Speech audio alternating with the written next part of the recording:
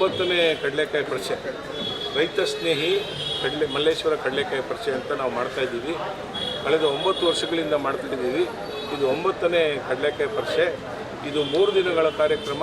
ಮೊದಲನೇ ದಿನದ ಕಾರ್ಯಕ್ರಮವನ್ನು ಕರ್ನಾಟಕದ ಮುಜರಾಯಿ ಮಂತ್ರಿಗಳಾದ ಶ್ರೀ ರಾಮಲಿಂಗಾರೆಡ್ಡಿರವರು ಉದ್ಘಾಟನೆ ಮಾಡೋರಿದ್ದಾರೆ. ಅವ್ರ ಜೊತೆಗೆ ನಮ್ಮ ಬಳಗದ ಹಿರಿಯ ಸದಸ್ಯರಾದ ಶ್ರೀಮತಿ ಸರೋಜಾ ಬನಪ್ಪನವರು ಮತ್ತು ಈ ರೈತ ಮಹಿಳೆಯಾದ ಶ್ರೀ ವೆಂಕಟಮ್ಮ ಮಟ್ಟಬಾರ್ಲು ದೇವನಹಳ್ಳಿಯವರು, ಇವರು 3 ಜನ ಸೇರಿ ಕಡಲೆಕಾಯಿ ಪರಿಷೆಯನ್ನು 8ನೇ ತಾರೀಕು ಸಂಜೆ 4:00ವರೆಗೆ ವಿದ್ಯುಕ್ತವಾಗಿ ಪ್ರಾರಂಭ ಮಾಡ್ತಾರೆ. ಕಾಡುಮಲ್ಲೇಶ್ವರ ದೇವಸ್ಥಾನದ ಪೂಜೆಯೊಂದಿಗೆ ಪ್ರಾರಂಭ ಮಾಡ್ತಾರೆ.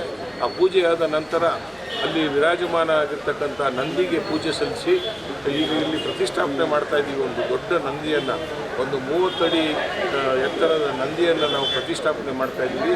ಆ ಪ್ರತಿಷ್ಠಾಪನೆಗೆ ಪೂಜೆ ಆದ ನಂತರ ನಂದಿ ತೀರ್ಥದಲ್ಲಿ, ದಕ್ಷಿಣ ಮುಖ ನಂದಿ ತೀರ್ಥದಲ್ಲಿ ಕಡಲೆಕಾಯಿ ಅಭಿಷೇಕ ಮಾಡಿ ಗಂಗಮ್ಮ ದೇವಸ್ಥಾನ ಮತ್ತು ನರಸಿಂಹಸ್ವಾಮಿ ದೇವಸ್ಥಾನದಲ್ಲಿ ಮತ್ತೆ ದೇವರಿಗೆ ಕಡಲೆಕಾಯಿ ಅರ್ಪಿಸಿ ಈ ವೇದಿಕೆಯಲ್ಲಿ ವಿದ್ಯುಕ್ತವಾಗಿ 9ನೇ ಕಡಲೆಕಾಯಿ ಪರಿಷೆಯನ್ನು ಪ್ರಾರಂಭ ಮಾಡ್ತಾಯಿದ್ದೀವಿ.